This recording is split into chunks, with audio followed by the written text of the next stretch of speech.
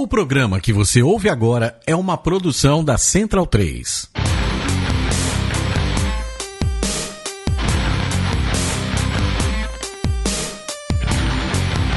Começa agora o Xadrez Verbal. Bom crepúsculo, ouvintes da Central 3, está começando mais um Xadrez Verbal, a sua revista semanal de política internacional em formato de podcast, trazendo informação de norte e sul, leste e oeste, nesse mundo cabra da peste. Como sempre está comigo o meu companheiro Felipe Nobre Figueiredo, o homem por trás do tabuleiro. Companheiro, a gente vai assinar o papel? Sim. De união estável? Eu digo sim. Você diz sim? Eu disse sim. Então você está preso por bigamia, irmão.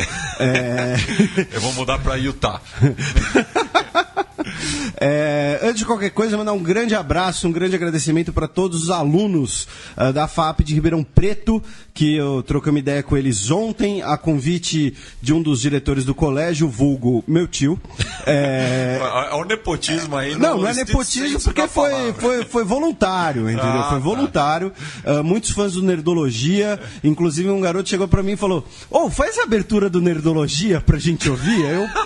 Como assim, mano? Pera aí.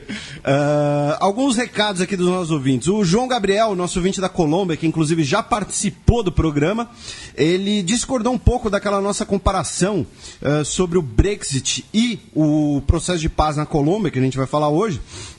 Porque ele disse que na Colômbia o buraco é muito mais embaixo, tem muita gente com liberdade restringida, não é como se fosse uma democracia ocidental plena. Então a paz talvez seja mais urgente do que uma questão democrática.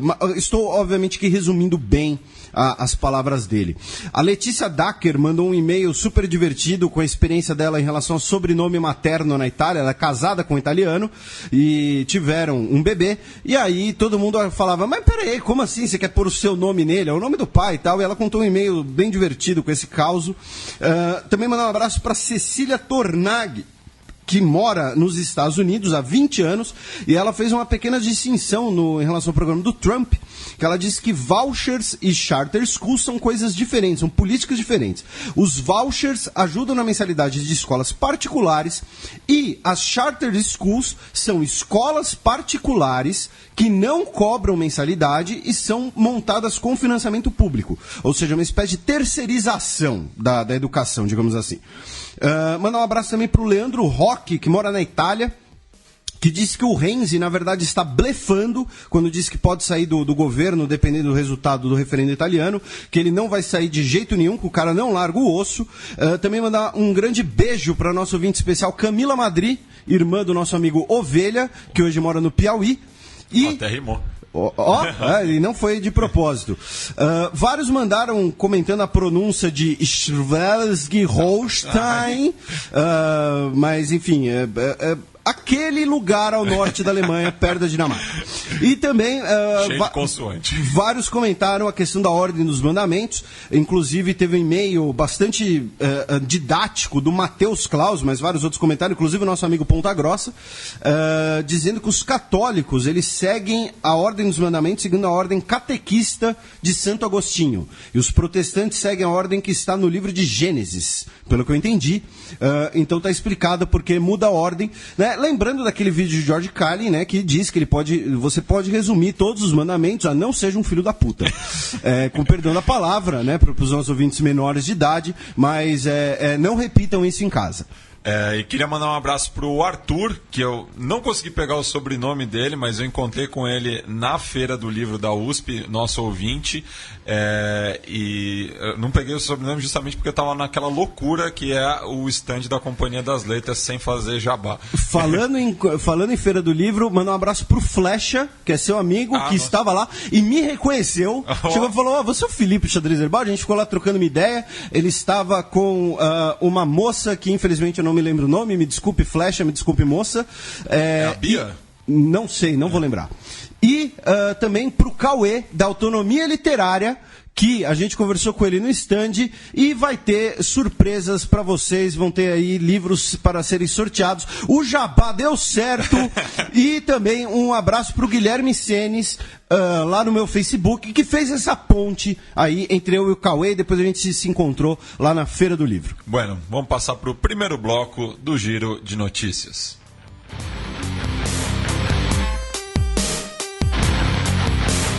Giro de Notícias.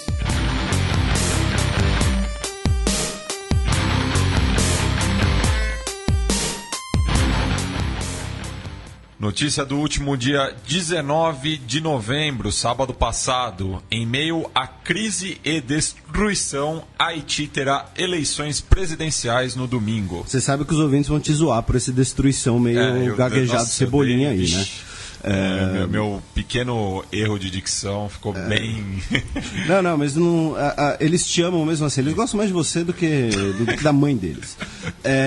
No Haiti, agora nesse último domingo, tivemos a eleição do primeiro turno das eleições presidenciais, com 27 candidatos. O início da apuração foi à luz de velas e espera-se que, com o resultado, nós conseguimos o início do fim da crise no Haiti, já que o Haiti teve as eleições adiadas por 2 vezes. O presidente interino quer ficar no cargo por 3 meses, está nesse cargo já há 6 praticamente. Tivemos o adiamento da missão de paz da ONU, inclusive a presença das tropas brasileiras. E, dentre os 27 candidatos, nós temos basicamente 4 favoritos, da qual o principal é justamente o Jovenel Moïse, que venceu a eleição de 2015, aquela que foi anulada por uma suspeita de fraude, digamos assim. Outro candidato forte é o Celestin, que também deu algumas entrevistas recentemente, dizendo que agora vai ser uma eleição limpa, uma eleição honesta e tudo mais. E a principal questão é, precisa se estabilizar a ordem política no Haiti para que comece tanto um processo de transição de algumas funções da missão da ONU, como também para uma recondução do processo de reconstrução do país, né, que sofreu com o terremoto, aí depois o furacão Matthew, depois uma epidemia de cólera, né, então fica aí nossas esperanças com o Haiti. Notícia do último domingo, dia 20 de novembro. Merkel é candidata ao 4º mandato como chanceler da Alemanha. A Merkel finalmente confirmou que será candidata pela União Democrática Cristã, o CDU. Ela que está com 62 anos e hoje é a líder de um país democrático há mais tempo no cargo. Lembrando que uma vez a gente teve uma pequena polêmica, né, sobre a questão da extensão dos mandatos em alguns países latino-americanos, né, lembrando que os poderes da Merkel são muito menores do que os poderes de um regime presidencialista, né? A gente comentou isso, inclusive, vários convidados comentaram isso no programa sobre o Trump, né? Que, por exemplo, o presidente brasileiro tem relativamente mais poder de decisão do que o presidente dos Estados Unidos. Ela que já está há 11 anos no cargo. Ainda na Alemanha, o governo alemão vai começar uma campanha contra notícias falsas na internet, aquelas boas e velhas notícias fakes, hoax, que inclusive estão sendo muito debatidas, porque elas teriam influenciado os resultados da eleição nos Estados Unidos, né? Aliás, fica a dica, né? Hoax e horóscopo não manda no WhatsApp. E nem bom dia. Bom dia, família. A única coisa que pode mandar no WhatsApp é oi sumido ou oi sumida. Com um coração. Ou então já nudes. Mas, enfim, voltando aqui. O que vai começar a acontecer, inclusive, na Alemanha, é que hoje as redes sociais, Facebook, Twitter, são classificadas pela lei alemã como empresas de internet. E elas querem ser taxadas agora como veículos de comunicação que estarão, então, sujeitos à fiscalização. Não é uma fiscalização censora, mas é uma fiscalização de compromisso com as notícias. Então, por exemplo, se você posta lá no Facebook aquela montagem, sei lá, do Joaquim Barbosa rasgando a Constituição, aquela montagem para ficar num exemplo bem tosco, né? Porque não tem como alguém acreditar naquilo, mas tem gente que acredita.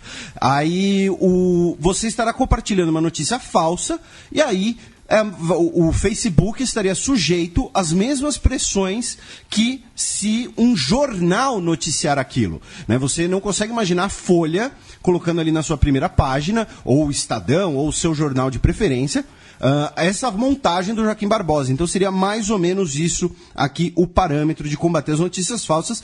Lembrando, né, que tem vários sites que são de notícias falsas, mas tem sites que são disfarçados, né, e acabam enganando as pessoas. Inclusive, se vocês quiserem, tem um texto lá no Xadrez Herbal chamado Marina Silva fez rituais satânicos no último Roda Viva, que é sobre isso. E talvez o oponente da Merkel também já foi anunciado, que é o atual presidente do Parlamento Europeu, o Martin Schulz. Não sei se ele tem parentesco com o criador do Snoopy, mas ele provavelmente será o candidato pelo Partido Social Democrata, o SPD. Ele, abro aspas, não vão concorrer para presidente do Parlamento Europeu no próximo ano. Vou me candidatar ao Bundestag, o parlamento alemão, né? E muitas quintas séries agora entraram em polvorosa, né? Como Bundestag, né? O próprio Lucas dos Dragões de Garagem, né? Ele não consegue ouvir Bundestag, Bundesliga, Bundas Commodities. E vou candidatar ao Bundestag alemão como cabeça de lista do meu partido, o SPD. Agora, por que eu disse opositor meio, né, titubeante? Porque SPD e CDU, embora eles tenham perspectivas diferentes e concorram um contra o outro, eles têm uma aliança para ter, primeiro, a tão falada governabilidade e, segundo, também para conter o crescimento do partido de direita populista, o AfD, ou Alternativa para a Alemanha. Notícia da última terça-feira, dia 22 de novembro. Finlândia vai testar renda mínima de R$ 1.900 para cidadãos. R$ 1.990, perdão, claro, corrigido, são 560 euros. O primeiro-ministro da Finlândia, o Suplicyken, disse que vai implementar o Bolsa Familiaken na Finlândia. É só você colocar 2 Ks em qualquer coisa que vira uma palavra finlandesa, 2 Ks juntos. Agora, falando sério, a ideia do governo finlandês é implementar esse novo modelo de previdência social até 2020. Uns pequenos grupos pilotos já serão contemplados agora, a partir de janeiro de 2017, serão, como o Matias disse, 560 euros líquidos, livres de impostos, e todos os cidadãos finlandeses receberão esse auxílio, desde o mais pobre até o mais rico. Qual é a ideia do Estado finlandês? São 2 coisas. Primeiro, essa renda mínima universal vai substituir todas as outras previdências sociais do Estado finlandês. Então, por exemplo, você não precisa pedir seguro-desemprego, você não precisa pagar meia entrada por ser estudante, você não vai ter gratuidade no serviço público por ser deficiente físico, alguma coisa assim. Esses 560 euros vão substituir todos os benefícios que são considerados uma renda mínima para sobreviver.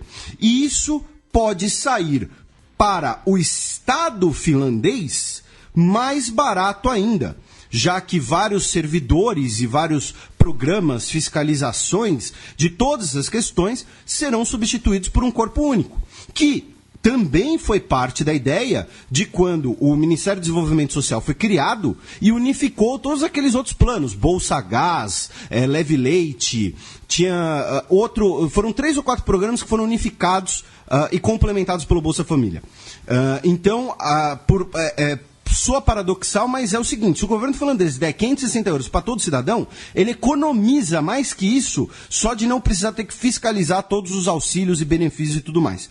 E segundo, a ideia do governo finlandês é que crie uma situação de bem-estar social que garanta que, por exemplo, o jovem finlandês ou o idoso finlandês, as 2 pontas da pirâmide demográfica, né? Pirâmide não tem ponta, mas enfim, vocês entenderam.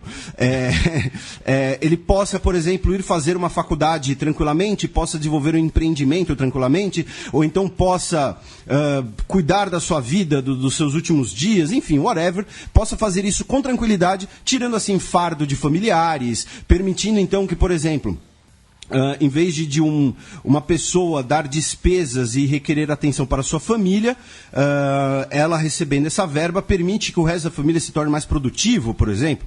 Então são essas duas ideias, veremos se vai dar certo, espero que dê certo, né?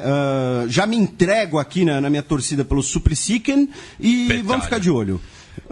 Japão desativa alerta de tsunami depois de terremoto em Fukushima. Eu queria mandar um abraço para minha amiga Ana Beatriz Elorza, que estava em Tóquio durante o sismo e não se falava de outra coisa lá na capital japonesa. Só porque você me chamou de Petralha, quero fazer uma observação. O primeiro-ministro finlandês é do Partido Conservador, tá? Então, só pra... Antes que, inclusive, comece essa briga de futebol aqui embaixo nos comentários, deixando que o cara não... Enfim, até porque lá na Finlândia, a esquerda, não vou dizer que ela é completamente repudiada, mas ela é muito associada aos soviéticos que tomaram um naco da Finlândia e que não tomaram o resto da Finlândia, porque a Finlândia era parte do Império Russo. Né? Para você que não sabia, vai jogar Victoria 2. No caso do Japão, nós tivemos um terremoto de magnitude 7.3 na escala Richter, que foi sentido na região nordeste e ativou um alerta de tsunami na região de Fukushima, que todo mundo lembra, né, por conta também do terremoto, tsunami, que causou um vazamento de radiação da usina nuclear local. Essa radiação já atravessou o Pacífico, já criou, sei lá, aquele peixe de 200 olhos dos Simpsons, alguma coisa assim. Porém, o alerta de tsunami foi desativado, já que as ondas do terremoto, digamos assim, quando chegaram ao Japão, já estavam mais enfraquecidas, embora tenha caso de 2 barcos que se perderam, não se sabe ainda de potenciais vítimas ou não. E, para dar uma informação mais exata, o Serviço Geológico dos Estados Unidos disse que o terremoto foi produzido a 67 quilômetros ao nordeste da cidade de Iwaki. Vamos passar agora para a coluna aberta.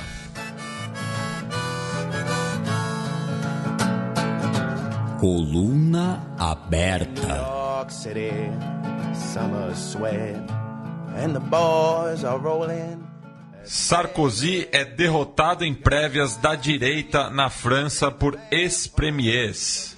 Como a gente disse aqui semana passada, a popularidade do Sarkozy estava menor que ele, né? Então ele acabou aí tomando um pau nas primárias do partido. O nome do partido é Os Republicanos, então vamos chamar aqui de Republicanos, né? De Partido Republicano, mas enfim. Como a gente também mencionou no programa passado, e isso é uma coisa muito importante para a gente ficar de olho, que é o candidato dos republicanos, muito provavelmente, vai ser o único candidato com força suficiente para derrotar a Marine Le Pen da Frente Nacional. Porque o Hollande e o Partido Socialista Francês estão com um prestígio menor do que o prestígio do Sarkozy, que já é muito pouco, considerando que ele tem, sei lá, 1,65, né? Um negócio assim. Não que eu seja um gigante, né? Ao contrário do Matias, tem quase 2 metros. No seu auge, enterrava no basquete. Eu vi Matias enterrar. Homens brancos sabem enterrar. Agora eu não chego nem no aro. Agora você não pula uma gilete, filho. E vamos lá. Antes da gente falar um pouquinho mais do Sarkozy, os vencedores das eleições, nós tivemos, para começar, quase 4 milhões de votos nas primárias do partido. Isso é um recorde para primárias na França. Quase 4 milhões de votos.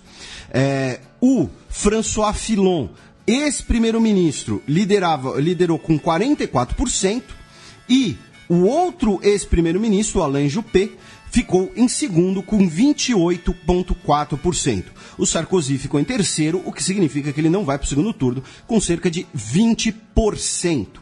Depois de declarados os resultados, o Sarkozy disse, abro aspas, tenho muita estima por Alain Juppé, mas me sinto mais próximo das escolhas políticas de François Fillon.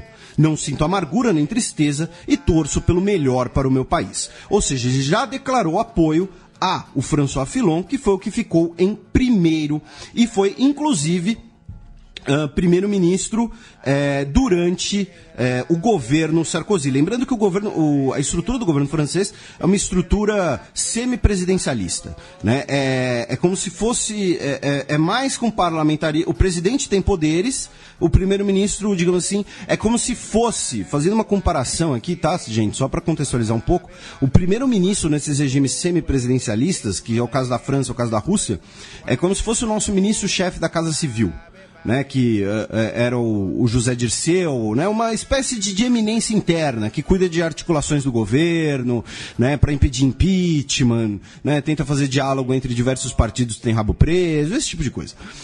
Né? E o próprio Sarkozy, ele surge, né, publicamente como ministro do interior, né, que também está ligado à questão da política local. Da administração interna francesa e essa questão de você ter diálogos com outros governos, outros municípios. Inclusive a atuação dele ficou bastante conhecida naqueles episódios em 2005 em Paris, após a morte de 2 garotos muçulmanos que tiveram diversos distúrbios por várias cidades da diversos França. Distúrbios você pegou leve, né? Queimaram todos os carros de Paris. A Renault teve que produzir tudo de novo. As pesquisas de segundo turno colocam o Fillon na frente, com 54% dos votos. E aqui a gente vai passar aqui um pouco pelos 3 principais candidatos, antes da gente falar de um panorama geral. No caso, o Fillon, ele tem 62 anos, ele é considerado um cara, do ponto de vista econômico, extremamente liberal, o que no caso francês é uma exceção. A França é um país bastante protecionista, especialmente em relação à sua agricultura, né? A cota de agricultura da União Europeia é muito por insistência francesa. A França tem uma questão também protecionista por razões culturais, né? Tanto que a França que inventou a patente de grife, né? O champanhe é só daquela região, o queijo emmental é só daquela região e por aí vai. Então isso é uma coisa diferente para a França e pode ser positiva para a União Europeia, que já é uma questão mais de análise. Ele é católico, lembrando que os católicos são maioria na sociedade francesa, e ele é extremamente conservador em questões sociais. Já se declarou, por exemplo, contra o direito de adoção de crianças por casais de pessoas do mesmo sexo. Porém, dos 3... e aí foi uma coisa que a gente chegou a comentar aqui também um pouco por cima, que na minha opinião foi uma estupidez do Sarkozy. Dos 3, o Sarkozy foi o que adotou a linguagem mais dura em relação à imigração e muçulmanos, tentando atrair gente que seria da esfera da Le Pen. Mas o Fillon, embora ele seja conservador, ele, em relação à imigração e presença de muçulmanos e presença de franceses muçulmanos, ele é mais conciliador. Ele, dos 3, foi o que adotou o discurso mais conciliador. Já o Juppé tem 72 anos, ele era o mais velho dos 3.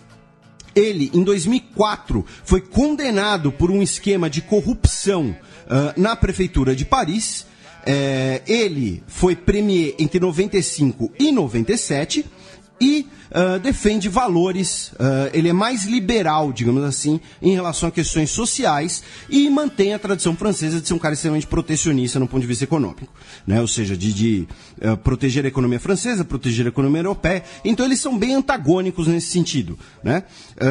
E finalmente, no caso do Sarkozy, lembrando que quando ele perdeu pro Hollande em 2012, ele tinha dito que ia se retirar da vida política, né, já que era uma argumentação até estadunidense, digamos assim, que era, olha, fui presidente, não tenho mais o que fazer, então vou cuidar aqui da minha vida, vou ficar com a Carla Bruni, entendeu? Vou tomar hormônio de crescimento, não sei.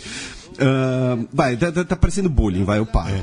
Não, é que, sabe por que eu faço esse bullying com o Hollande, cara? Por conta daquela...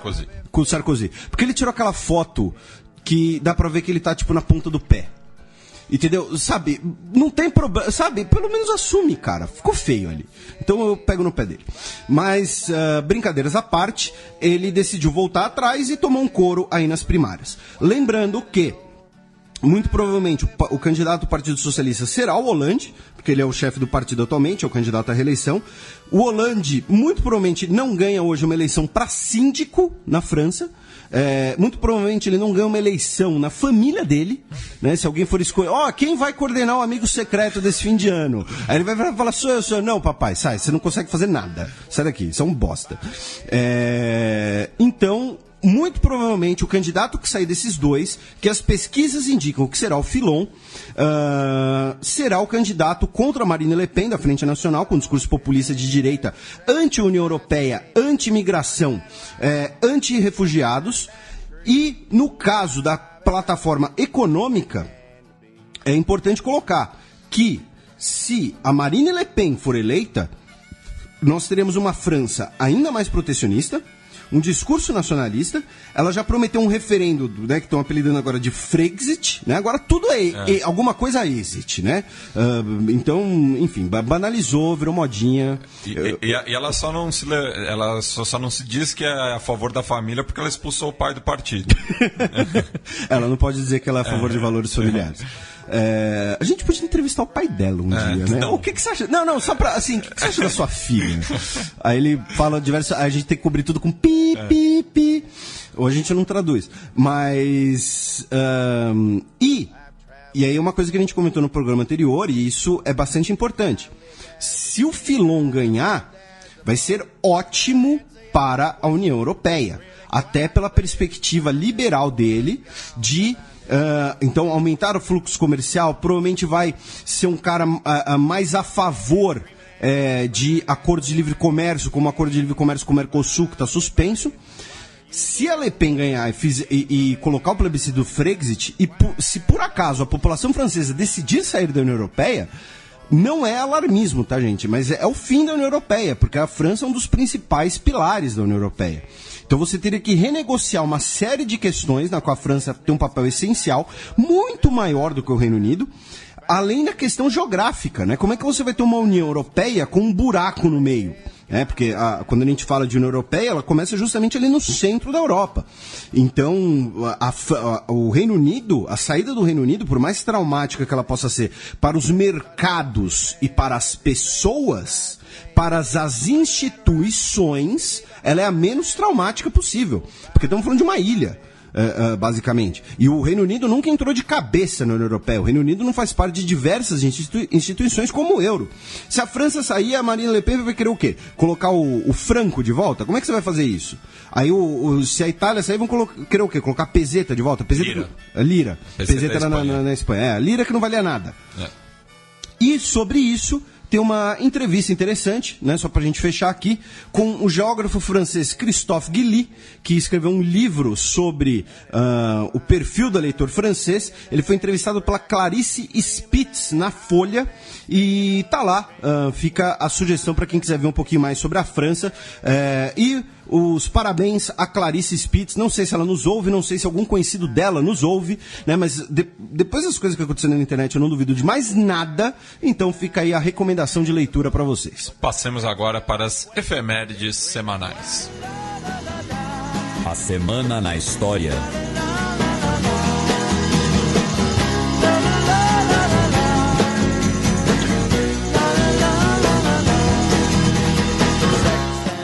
Dia 5 de novembro de 1491, há 525 anos, tinha fim a Guerra de Granada.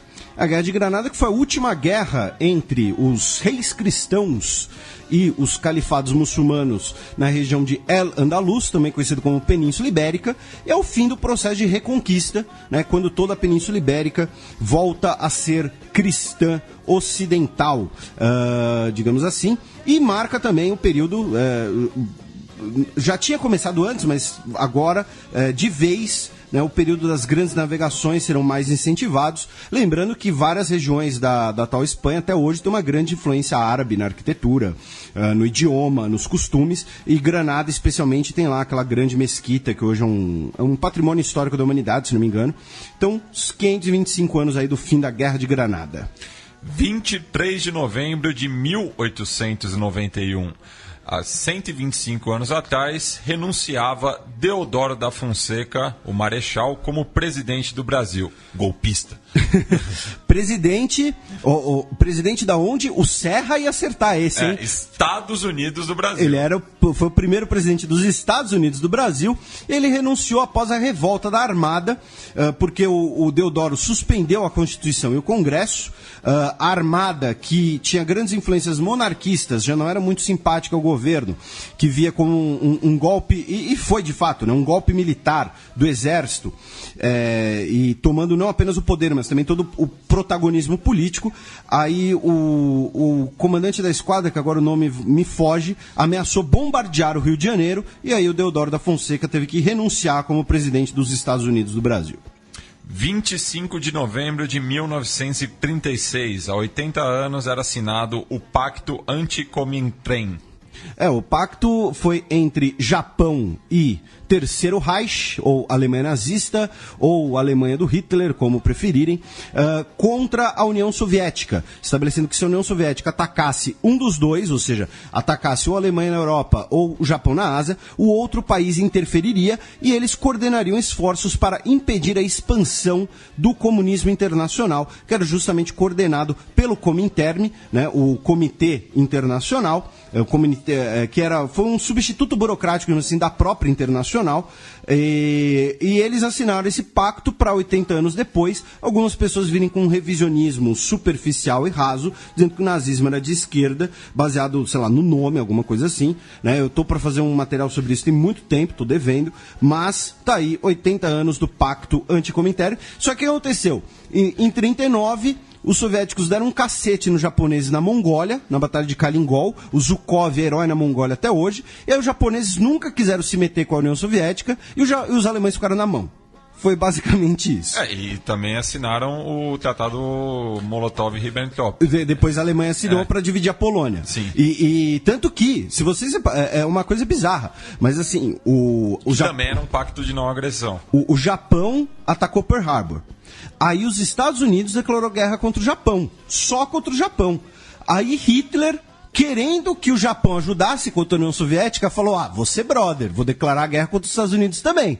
Aí Hitler foi lá e falou, tamo em guerra contra os Estados Unidos. E aí o Japão foi lá e falou, obrigado. Obrigado. Aí ligaram pro Stalin e falaram, tá tranquilo, tá favorável. Tamo de boa aqui. Tamo de boa. Foi isso. Bem, vamos passar pro match agora.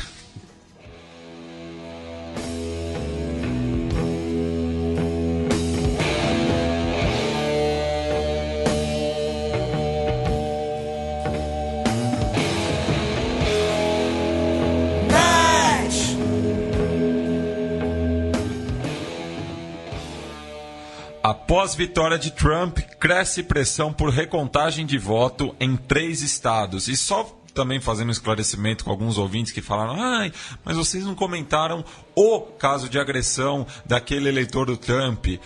Muita gente falou sempre no singular, né? E a gente estava citando um crescimento estatístico de crimes de ódio nos Estados Unidos após a eleição do Trump. Então não é uma questão ideológica, é uma questão de volume. E eu, para ser sincero, eu nem tinha ficado sabendo desse caso. Então, mas enfim, para quem se sentiu, sei lá, ofendido ou que fomos, enviesados, meus pêsames, toma uma Coca-Cola. Ela tem 149 calorias. É 7% do seu valor diário. Brincadeiras à parte, estamos aqui com as possibilidades de recontagem em 3 estados americanos: Michigan, Wisconsin e Pensilvânia. Os 3 nós tivemos vitórias apertadas do Donald Trump em cima da Hillary Clinton. E eram estados chaves também na eleição. Inclusive, a Pensilvânia é tradicionalmente um swing state, né? Muitos analistas apontavam que as mulheres dos subúrbios da Pensilvânia que iam decidir essa eleição. As mulheres canhotas que vestem rosa nas quintas-feiras e se chamam Regina George nos subúrbios da Pensilvânia.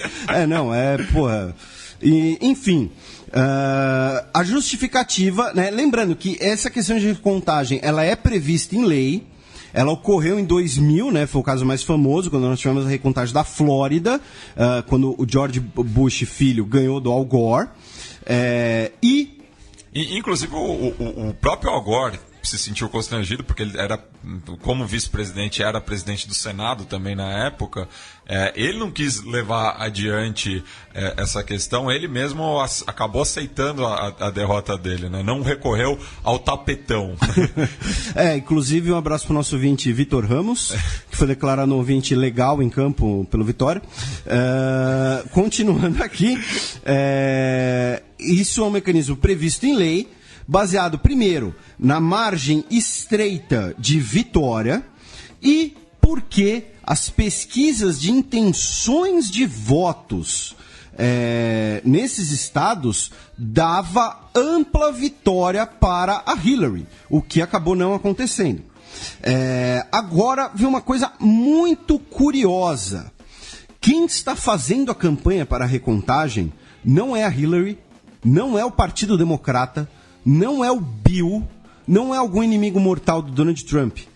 É o Partido Verde, da Jill Stein, que disse que o partido já levantou $2,5 milhões para cobrir os custos da recontagem em Wisconsin. Porque quem pede a recontagem tem que bancar a recontagem. Eu não sei se isso é positivo ou se isso é bizarro, mas enfim. E o Partido Verde está com crowdfunding para levantar outros $2 milhões para a recontagem dos outros votos. Segundo o Partido Verde, eles argumentam que o sistema eletrônico de votação utilizado nesses estados podem ter falhas de segurança, tornando-os vulneráveis a fraudes e ataques de hackers. Como as urnas eletrônicas emitem um comprovante do voto em papel, permitem que seja recontado manualmente. Que é aquela questão que já teve aqui no Brasil. Tem essa proposta aqui no Brasil, né, de que a urna eletrônica emita o comprovante em papel do voto também.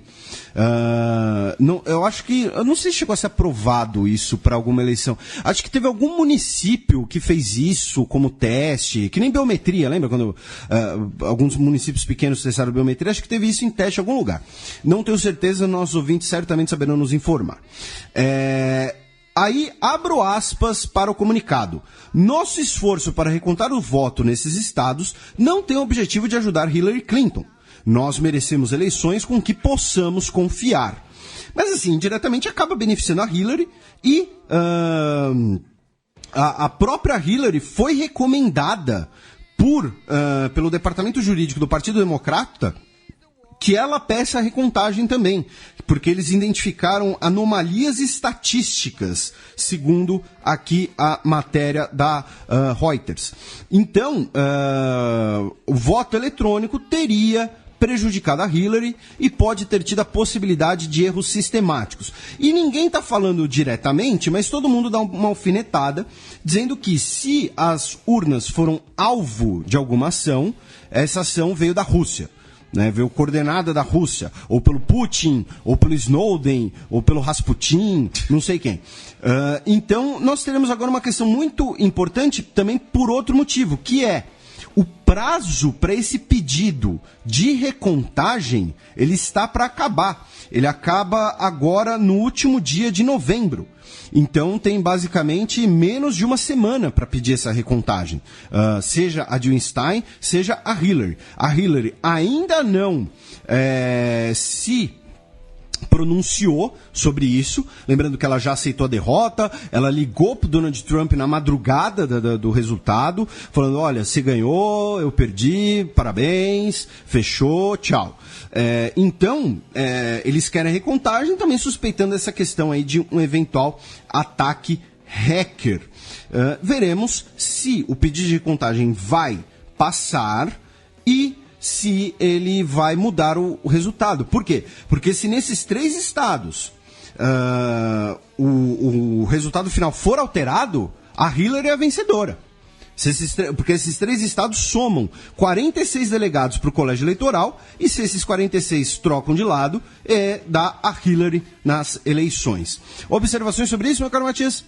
Agora aqui algumas observações sobre o Trump e o seu possível gabinete, às vezes nem tanto possível já confirmado. Por exemplo, no caso, a Nikki Haley, a governadora da Carolina do Sul, foi indicada para ser embaixadora dos Estados Unidos nas Nações Unidas. Ela é considerada um rosto, uma figura emergente no Partido Republicano. Ela que é jovem para uma governadora, né, para um cargo político dessa estatura, e será embaixadora dos Estados Unidos nas Nações Unidas. E para o cargo de secretária da Educação, já começou a ter mais polêmica, né? Porque ele indicou a filantropista Betsy DeVos. O que acontece? Primeiro, a Betsy DeVos foi, como pessoa física, uma das maiores financiadoras da campanha do Trump. Então, assim, né, já gera sempre aquela suspeitinha, né? Ela estava financiando ou ela estava investindo? Né? Então são coisas diferentes. Não existe financiamento de campanha, já diria o outro. Então tem isso.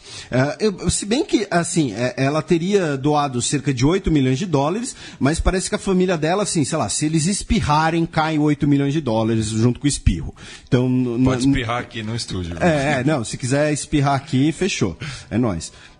Então, agora, quais as outras polêmicas, digamos assim?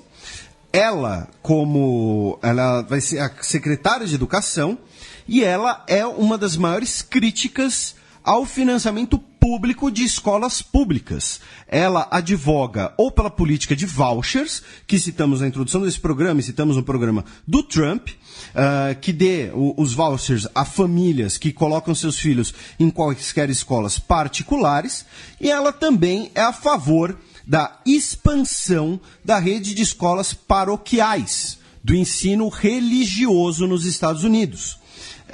E, além disso, ela já tuitou, já fez diversas declarações criticando os sindicatos de professores.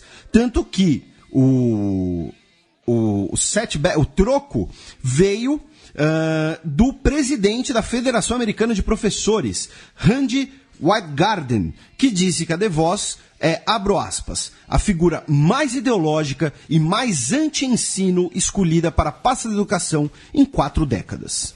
Né? Então fica aí, já é mais uma polêmica envolvendo Trump e seu gabinete. Inclusive eu esqueci de falar isso no programa passado, o gabinete do Trump já está recebendo o apelido de Worst Wing, fazendo um trocadilho com The West Wing, a série a série, e que é onde fica o gabinete na Casa Branca. A ala oeste. A ala oeste, porque a ala leste é a residencial, onde o Obama, onde tem uma quadra. E o Obama jogou basquete com o Michael Jordan.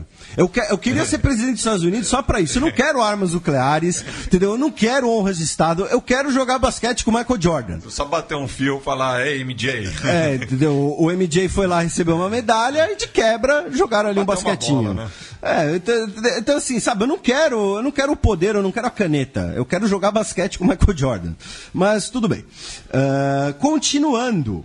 O Donald Trump também anunciou o nome para ser o seu secretário da Justiça, o Jeff Sessions, que é um senador republicano pelo Alabama.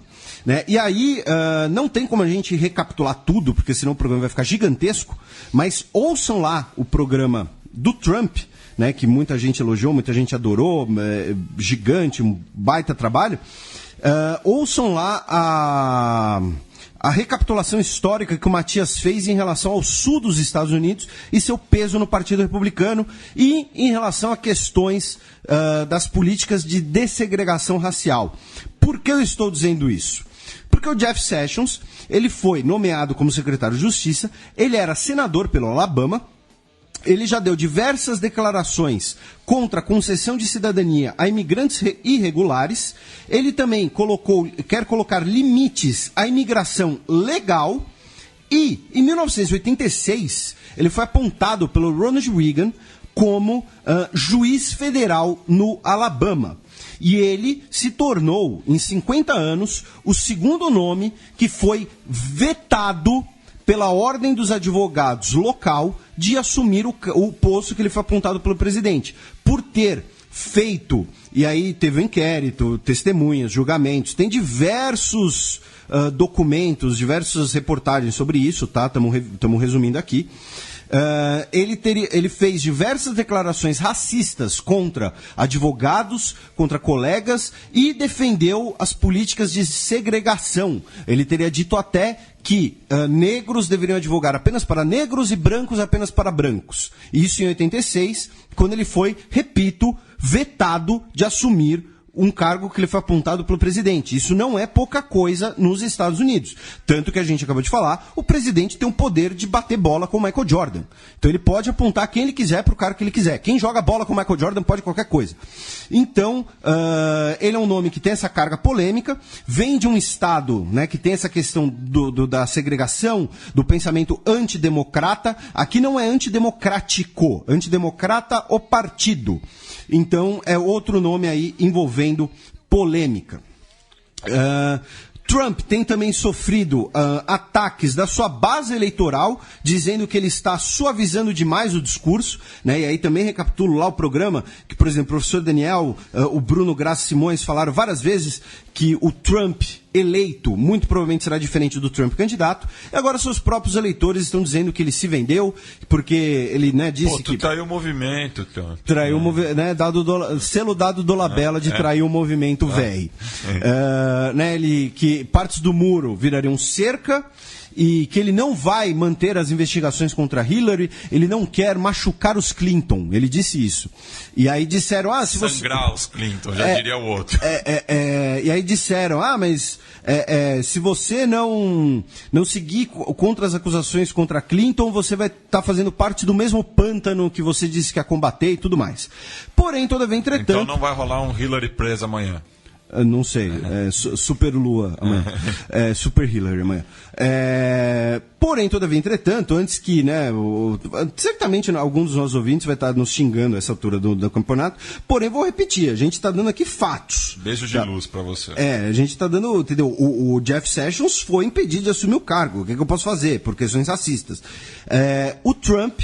né, teve um vídeo aí que viralizou, né, do movimento chamado Alt-Right, né, direita alternativa, né, que falou Hail Donald Trump, Hail America, teriam dito que eram saudações nazistas. O presidente do movimento disse que ele estava falando naquele tom ironicamente, que o vídeo está fora de contexto. Tudo uma piada. Enfim, eu estou aqui citando a defesa do cara para não dizer que eu não dei direito ao contraditório. O fato é, o Trump rejeitou e condenou gestos. Abro aspas. Não é um grupo que eu quero estimular. Se eles se sentem estimulados, eu quero entender e descobrir o motivo. Eu os condeno, eu rejeito e condeno. Então ele reveja toda a campanha que ele fez. Porque assim, ele aceitou o apoio da Ku Klux Klan. Mas assim, tem outro modo de pensar isso também, meu caro Matias. Quando você chega num momento em que até o Donald Trump disse que você exagerou, é porque talvez você precise pensar na sua vida. Né? Então tá aí mais uma... Mas não rejeitou o voto também, né? Então, é aquela coisa, o Trump candidato e o Trump eleito. Né? Agora ele... parte do muro vai ser uma cerca, a Hillary, eu não quero fazer mal aos Clinton, eu não quero apoio dos malucos que fazem saudação nazista, mas, enfim, é a mudança de discurso do candidato pro presidente. Complementos nesse giro dos Estados Unidos, então vamos para a próxima. Vamos passar para o cheque, que é o tema central do programa de hoje.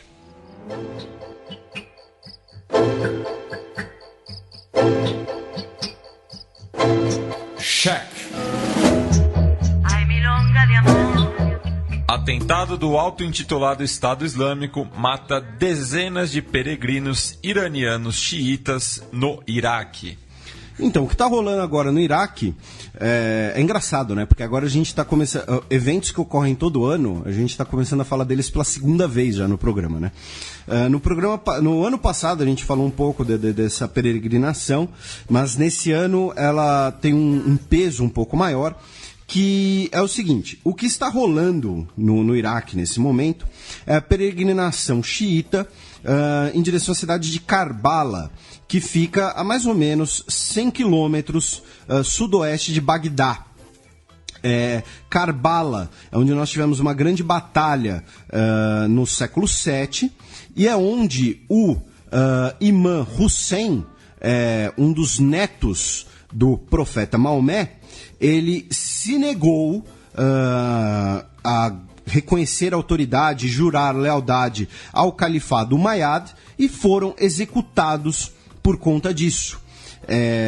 E o santuário do Imã Hussein é um dos locais sagrados para os muçulmanos xiitas. Algumas fontes dizem, aí peço desculpa pela minha imprecisão, porque vários teólogos, consultei ali 3 fontes diferentes, dizem coisas diferentes, mas assim, dá para dizer que estão ali logo abaixo das cidades sagradas da Arábia Saudita, e aí alguns dizem que está no mesmo patamar que o Domo da Rocha em Jerusalém, alguns dizem que está acima, outros dizem que está abaixo, mas enfim, o fato é que é um lugar sagrado para os muçulmanos xiitas, e essa peregrinação nesse ano, calcula-se que vai envolver entre, ouçam bem, 17 a 20 milhões de pessoas indo a pé para essa cidade. Digitem as fotos no Google Imagens e fiquem chocados, porque é um mar de gente, basicamente, né? Vocês podem ver fotos de outros anos e tudo mais. Mas a gente não está aqui para falar de teologia, de questões sagradas ou religiosas. Por que essa peregrinação nesse ano é muito importante? Porque, primeiro, até o ano passado, essa região ela estava muito próxima dos domínios do Daesh, do auto-intitulado Estado Islâmico.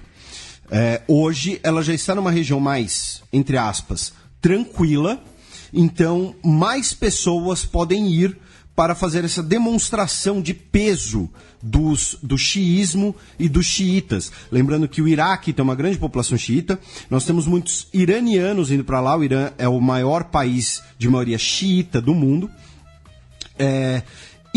Só que o que isso implica? Que o Daesh, ele, estando mais afastado, agora estando restrito ao noroeste do Iraque, justamente a região de Mossul, que vocês têm ouvido nos últimos programas sobre a ofensiva para retomar Mossul, ele está coordenando ataques suicidas contra os peregrinos lá no sul, lá no centro do país. Por quê? Aí para os nossos ouvintes mais novos, nossos ouvintes mais antigos, certamente já sabem disso. O Daesh é um movimento wahhabita, que é a vertente mais radical do sunismo, e para esses sunitas, os xiitas são hereges. Eles são piores do que os não muçulmanos, porque os não muçulmanos ainda podem se converter. Esses são muçulmanos falsos, digamos assim. São lobos em pele de cordeiro e por aí vai. Então, para eles, o maior inimigo são xiitas. E a gente já falou isso aqui várias vezes. Inclusive os sunitas moderados também, né? Sim, e a gente já falou isso várias vezes. Os muçulmanos são as maiores vítimas do Estado Islâmico, do Daesh. A gente fica muito com aquelas imagens midiáticas na cabeça, né? Por exemplo, aquela fileira dos egípcios cristãos coptas sendo executados na Líbia, do piloto jordaniano sendo queimado vivo, daquele jornalista britânico que foi degolado, aquele careca, teve um japonês também. Um engenheiro croata. Mas em quantidade, no cotidiano, as pessoas mais oprimidas e mais executadas pelo Estado Islâmico são muçulmanos, em sua maioria xiitas. Então, nesse caso, nessa semana, um caminhão-bomba deixou mais ou menos 80 mortos a cerca de 100 quilômetros de Bagdá, a capital do Iraque. A maioria das vítimas eram de peregrinos iranianos xiitas que estavam fazendo uma parada porque eles já estavam voltando para o Irã. Vejam só, essas pessoas foram do Irã até Karbala a pé e estavam voltando a pé também. Né? Assim como tem a de Aparecida, né? A cidade de Aparecida tem aquela que é a pé também, tem uma peregrinação a pé, mas tem outra peregrinação a pé dentro do Brasil, não tem? Uma grande... O Sírio. O Sírio de Nazaré. O Sírio de Nazaré. Então, assim, eles estavam voltando a pé, fizeram ali uma parada para se alimentar, para se refrescar e descansar, e o caminhão-bomba explodiu nessa região que estava, inclusive, como uma espécie ali de acampamento para esses peregrinos. O Daesh reivindicou a autoria dos ataques e disse que o seu principal objetivo é limpar o mundo dos falsos muçulmanos. Essa foi a declaração do Daesh. Né? A chancelaria do Irã condenou o ataque, disse que o país continuará apoiando o Iraque na luta ininterrupta contra o terrorismo e espera-se que nos próximos dias milhões e milhões de pessoas consigam ir à cidade de Karbala. Infelizmente, muito provavelmente teremos novos atentados, novos ataques, e é pra gente ficar de olho também, e ficar de olho, por exemplo, em qual vai ser o comportamento dos governos sunitas da região em relação a isso. Né? Porque eu quero saber, a Arábia Saudita, ela foi a primeira a acusar o Irã quando aqueles muçulmanos morreram pisoteados durante o Hajj, a peregrinação a Meca. Só que a Arábia Saudita até agora não fez nenhuma declaração de solidariedade em relação a esses mortos xiitas, nem condenou, né, o Daesh, né, que o seu filhotinho desgarrado, né? Então, é um período, o período da peregrinação dura 40 dias, que varia de ano a ano, né? Porque é o calendário lunar. Eu não sei direito até quando vai essa peregrinação esse ano, porém ela começou agora, tem pouco tempo. Ainda no Oriente Médio, nós temos 4 notícias, né, em relação ao Oriente Médio, o Grande Oriente Médio. No Iêmen, combates pelo controle da cidade de Taiz, Taiz com Z, T-A-I-Z, tá? Antes que alguma das nossas ouvintes fale, o nome do meu nome. Às vezes pode ter uma Taiz com Z, né? Combates pelo domínio de Taiz deixaram cerca de 40 mortos entre os rebeldes xiitas Hutis e as forças leais ao governo apoiados pelos sunitas da Arábia Saudita. Considera-se que a cidade ela é muito importante porque ela controla algumas das principais estradas do país. Em Cabul, capital do Afeganistão, nós tivemos 27 pessoas mortas num atentado em uma mesquita xiita que foi reivindicado pelo Daesh também. Em Israel, notícias que vocês devem ter visto no noticiário, porque são imagens bastante impressionantes, né? Nós estamos com uma série de focos de incêndios florestais na região norte de Israel, perto da cidade de Haifa, que é a terceira maior cidade de Israel. Pelo menos 50 mil pessoas foram forçadas a deixar suas casas, cerca de 1.000 pessoas foram atendidas em hospitais por intoxicação causada por inalar a fumaça. Não se sabe ainda de vítimas fatais. E o premier Netanyahu disse que esse incêndio é fruto de atividades terroristas e criminosas. Câmeras de segurança flagraram pessoas, indivíduos, iniciando esses focos de incêndio. As condições climáticas do momento possibilitam a expansão desse incêndio, né? Até porque, lembrando, estamos falando de um clima bastante seco, né? E por exemplo, quando a gente pega aquela questão na Califórnia, ou né? no Chile, que você joga uma bituca no chão, no dia seguinte tem 100 mil quilômetros pegando fogo, e que teria sido uma ação coordenada. Ainda não se concluiu a investigação, ainda não se sabe. Não é a primeira vez que nós temos incêndio desse tipo em Israel. E já tivemos incêndios desse tipo causados por sem intenção criminosa. Porém, nesse caso, o governo israelense diz que câmeras de segurança pegaram pelo menos 2 indivíduos começando esses incêndios. As imagens ainda não foram divulgadas. Quando forem divulgadas, provavelmente passarão na TV brasileira, estarão na internet, e provavelmente a gente vai recapitular um pouco mais sobre isso semana que vem. E, finalmente, no Oriente Médio, na Síria, nós tivemos o primeiro combatente dos Estados Unidos morto em solo sírio. Um soldado das Forças Especiais dos Estados Unidos, que nós temos 300 membros dessas forças de operações especiais na Síria, para recrutar e treinar combatentes, tanto da chamada oposição moderada, quanto curdos. Um soldado dos Estados Unidos foi morto perto da cidade de Ain Issa, no norte da Síria. Ele foi morto após a explosão de uma bomba caseira e o seu nome ainda não foi divulgado. E a questão aqui é, os Estados Unidos, há muito tempo, negava a participação direta nos combates. Então, pode gerar alguma repercussão entre Estados Unidos e Rússia. E, além disso, 3 soldados turcos foram mortos num ataque aéreo da Força Aérea Síria, também na mesma região. Então, é o primeiro combatente americano morto na Síria e também tivemos um ataque sírio contra forças turcas. Isso provavelmente vai dar muito pano para manga, digamos assim. Vamos passar agora para o Gambito da Dama, onde a nossa professora economista Vivian Almeida vai falar sobre desenvolvimento, educação, economia, vai dar dicas de livro e tudo isso.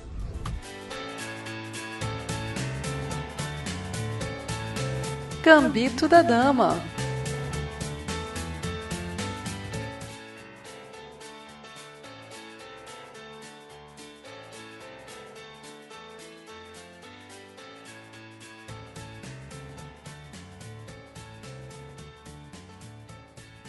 Boa tarde, pessoal. Mais uma semaninha, vamos conversar sobre economia. Eu costumo falar com vocês muito sobre educação, distribuição de renda, enfim, o impacto disso no processo de crescimento e desenvolvimento econômico. E hoje eu queria tangenciar esse assunto, mas mudar um pouco a perspectiva. Melhor explicando, de novo eu vou falar sobre a questão do crescimento e como que a gente pode observar se as trajetórias dos países sub- e desenvolvidos ou em desenvolvimento e desenvolvimento são convergentes ou divergentes e algumas possíveis explicações para esse processo.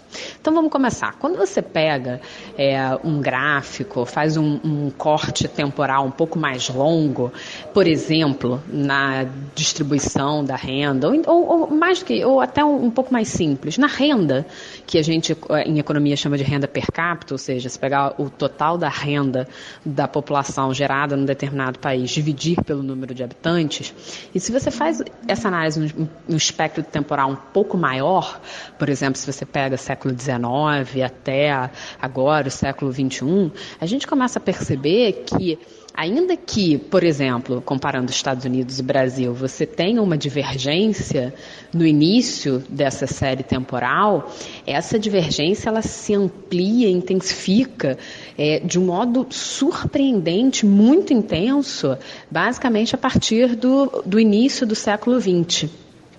Final do século XIX, final do século XIX e século XX. E investigando, a gente tem algumas respostas para isso que refletem e revelam a dinâmica desses países até hoje, se a gente tomar essa comparação entre Brasil e Estados Unidos, por exemplo.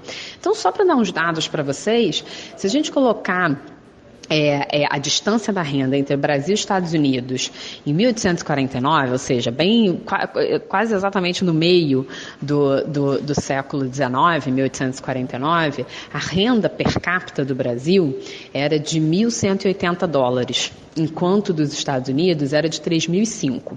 Já tinha uma distância, um pouco menos de 3 vezes maior. Mas se você evolui um pouquinho, na verdade, vamos fazer o exercício contrário. Se você retroage um pouquinho, se você vai lá para 1810, a renda brasileira é de 1.100 e a norte-americana, de 2.280. Então, você vê aí uma distância, mas bem reduzida. Se você avança apenas 40 anos, o que você observa é que você já aumenta esse ato. Então, você sai de 1.180 para 3.005. Aproximadamente. Agora, quando você vai para 1910, que não é tão distante de 1849, você passa para uma renda brasileira de 1.490 para uma renda norte-americana de 8.290. Aí o sinal de alerta já começa a aparecer. Mas se a gente evolui para o final do século para a virada do século, na atualidade, no ano que a gente está em 2016, mas eu vou dar o valor de 2015, o Brasil, R$15 mil e nos Estados Unidos, $15 mil e nos Estados Unidos, $64 mil. E aí a gente começa a perceber que realmente você abriu um espaço, tanto em termos de proporção quanto em termos de nível, muito considerável. E a gente pode começar a perseguir um pouco as razões dessa distância tão considerável. Tipicamente, a gente sempre fala sobre o processo educacional. Isso é muito comum quando a gente fala Brasil versus Coreia do Sul, qual é a etapa de crescimento deles, quais foram as estratégias. Mas quando você avança um pouquinho na sua análise, a gente em economia costuma muito falar sobre a produtividade total dos fatores de produção. Então vamos segmentar um pouquinho esse termo. Primeiro, o que são fatores de produção?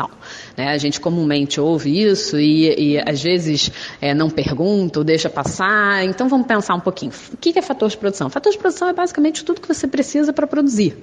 Então, por exemplo, no meu caso, que eu sou economista e professor, o meu fator de produção que eu uso para utilizar sou eu mesmo, é o meu trabalho. Se você tem um apartamento, ou então, melhor, se você tem um dinheiro e você investe numa empresa, o seu fator de produção é o capital. Tudo isso que você faz, o meu trabalho, o dinheiro que você emprestou para uma empresa, você não está fazendo isso de graça. Você espera ter uma remuneração para isso.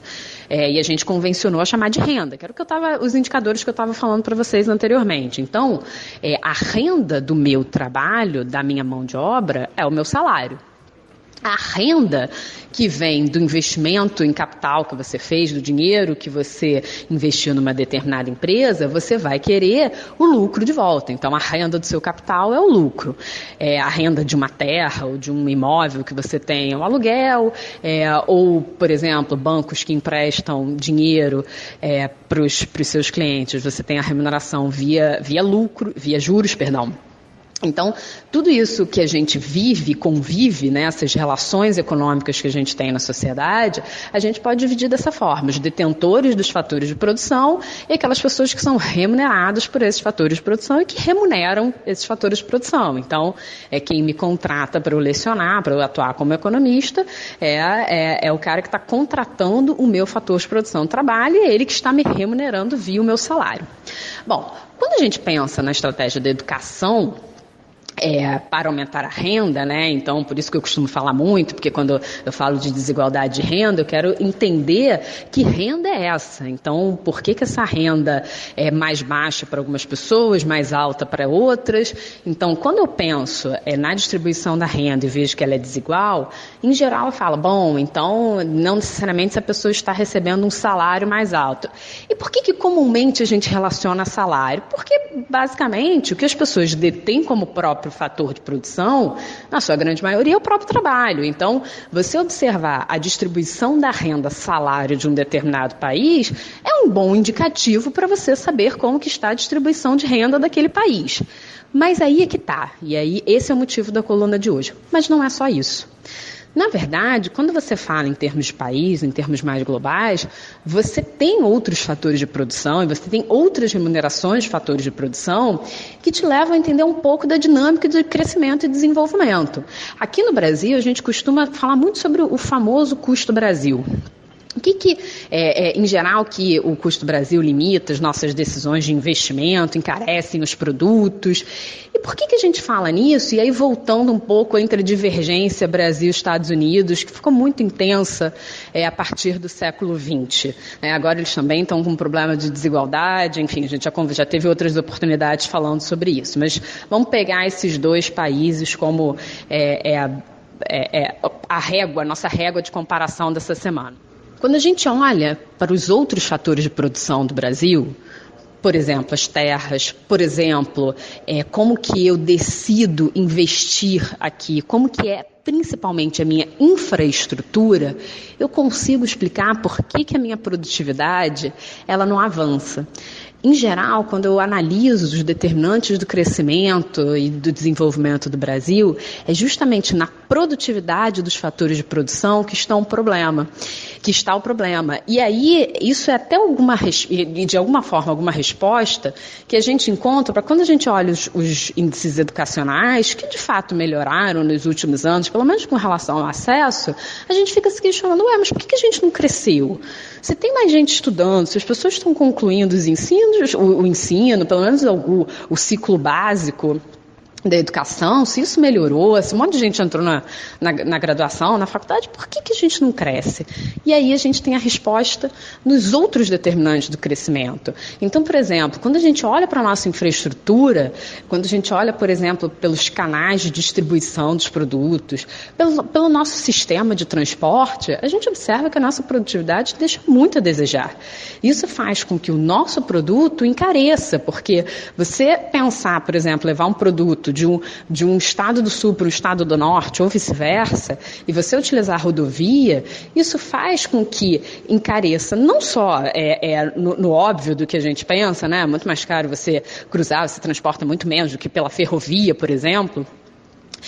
Mas até nos custos potenciais. Em economia a gente fala muito sobre custo de oportunidade. Então, é sabido, por exemplo, que você tem um índice de acidentes em estradas muito elevados. Se você começa a colocar na ponta do lápis que aquela vida que se perdeu, ou se acidentou, se ela deixa de ser, se ela sai do mercado de trabalho, se ela sai da força produtiva, se ela impacta nesse desenvolvimento, no ir e vir desse escoamento de produtos, se você começa a contabilizar isso tudo, você vê que realmente o risco subjacente a esse tipo de infraestrutura é muito maior. E como em economia a gente diz que quanto maior o risco, maior o retorno, é claro que isso vai estar precificado em algum lugar, que é o preço do produto. Então, a produtividade total dos fatores, e aqui, por exemplo, eu estou falando de infraestrutura, ela explica muito dessa trajetória de crescimento e desenvolvimento. E aí, voltando aqui na comparação Brasil e Estados Unidos, tem uma análise interessante. A gente costuma muito nos nossos cursos de história econômica, ou não só em economia, mas em outros ramos do conhecimento, a gente tem muito como a referência bibliográfica a obra de Celso Furtado, que obviamente é um marco, é um referencial, mas a dica de hoje, a explicação um pouco desse papo que eu estou batendo com vocês, uma bibliografia que tem sido discutida muito, em especial um pesquisador chamado Nathaniel Leff, que trata justamente desse descolamento entre Brasil e Estados Unidos a partir do olhar do investimento em infraestrutura. E quando eu falo desses valores, comparando, né, no início do século XIX até o final, e o descolamento da trajetória Brasil e Estados Unidos, e a gente observa a história norte-americana, é justamente aí que você tem um salto de produtividade. Você tem investimentos em infraestrutura volumosos, vultuosos, e constrói o que a gente conhece um pouco do que é os Estados Unidos. Então, todas aquelas histórias do Rockefeller, JP Morgan, enfim, todos esses caras que são considerados os construtores dos Estados Unidos, eles vêm dessa época e, em grande medida, dessa opção pelos investimentos em infraestrutura. Bom, e só para finalizar, então eu falei, fiz esse contraponto entre educação e outros tipos de investimento em infraestrutura. Então eu falei, por exemplo, do transporte, como isso se torna caro, mas tinha começado batendo um papinho com relação também ao que é fator de produção, o que são as remunerações de fator de produção.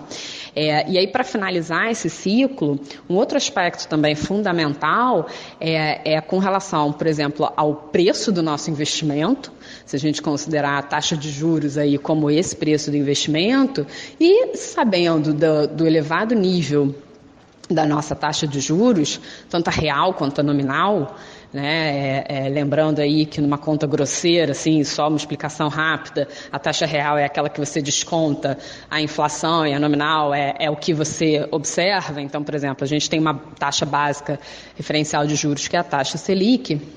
Então, o fato dessa nossa taxa de juros ser muito elevada faz com que o preço do nosso investimento seja consideravelmente alto. Então, você tem aí um limitante para ter esse processo de crescimento e desenvolvimento. Lembrando que aqui eu não estou defendendo que você tenha que cortar a taxa de juros. A gente já tentou essa estratégia no Brasil e, enfim, o seguir da história foi muito mais uma resposta inflacionária do que investimentos pesados e dinâmica de crescimento.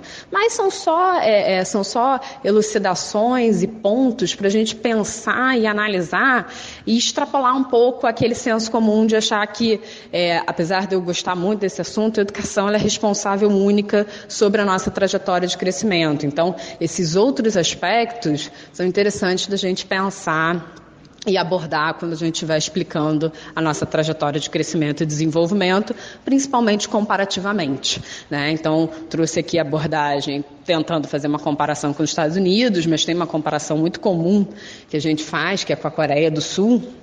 E quando você olha, por exemplo, a produtividade, que, aliás, só um parênteses, acho que eu ainda não falei sobre isso, toda vez que a gente pensa em produtividade, uma conta simples é o seguinte: você pega o seu nível de produção e divide pelo seu fator de produção. Então, por exemplo, se você estiver falando da produtividade do trabalhador, você pega lá o seu produto, que você produz, seja na sua empresa, no seu país, enfim, e divide ou pelo número de horas trabalhadas ou pelo número de trabalhadores. Então, essa é a produtividade do seu trabalho.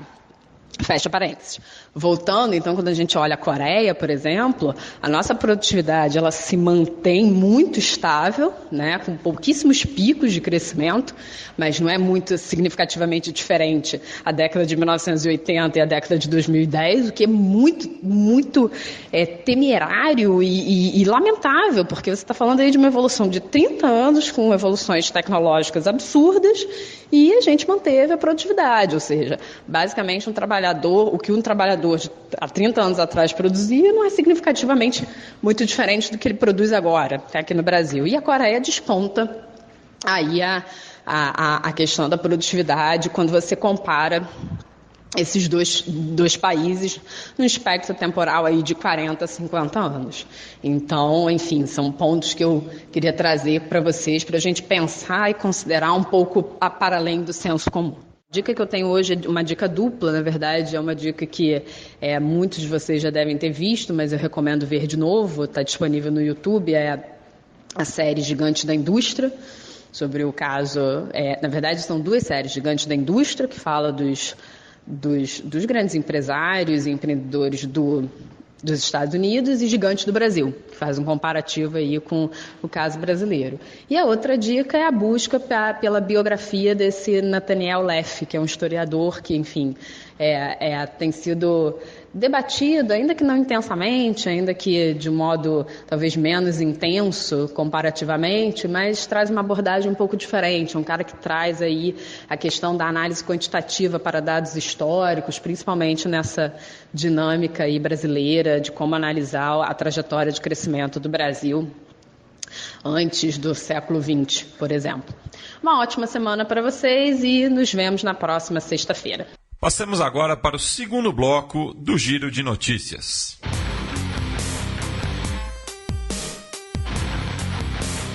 Giro de Notícias. Também na última terça-feira, 22 de novembro, Itamaraty se opõe à liberação de visto para americanos. O que acontece? O Ministério do Turismo defende um projeto que está na Câmara dos Deputados para a isenção unilateral de vistos para o Brasil, para Estados Unidos, Canadá, Austrália e Japão, que foram países que tiveram esse benefício de forma temporária na véspera, durante e logo depois dos Jogos Olímpicos do Rio de Janeiro. O Ministério do Turismo apoia essa decisão por considerar que isso vai incentivar o turismo desses nacionais ao Brasil, e assim favorecendo então a entrada de dinheiro, movimentação na economia, fomento de empregos e tudo mais. Já no caso, o Itamaraty critica por quê? Porque o Itamaraty diz que você fazer essa concessão unilateral vai reduzir o poder de barganha do Brasil em negociações futuras. Por quê? Porque normalmente essa isenção de visto ela é feita de forma bilateral, ela é feita de forma com reciprocidade. O meu nacional entra aí e o seu pode entrar aqui. Se o Brasil exime de vistos os cidadãos dos Estados Unidos, da Austrália, do Canadá e do Japão, e depois quando o governo brasileiro for negociar com esses governos para permitirem que os seus cidadãos façam turismo neles, eles podem virar e falar: não, o que vocês têm para me oferecer? A gente poderia, se já liberaram o visto, então o que vocês podem oferecer?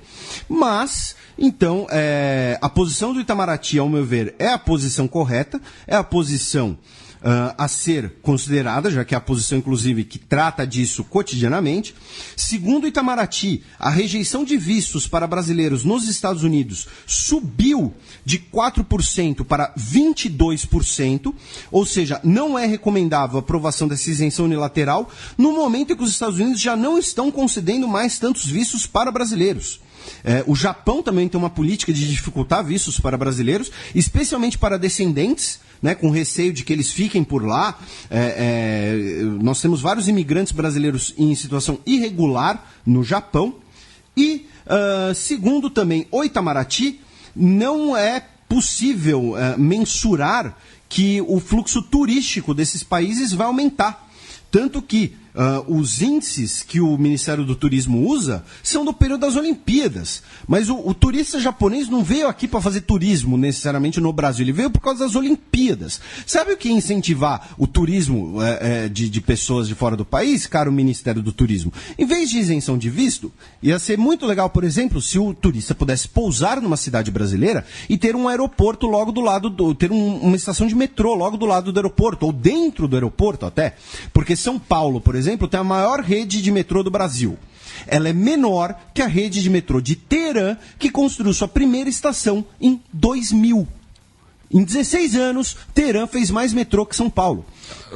Quer dar um exemplo mais próximo? Que Santiago. O metrô de Santiago é quase do mesmo período do que o de São Paulo. É uma cidade 3 vezes menor. E é mais amplo do que daqui. E isso a gente está falando de São Paulo. Tem outras cidades que nem tem metrô direito. Por exemplo, o metrô de Fortaleza está em obras, eu acho que desde a época da capitania hereditária.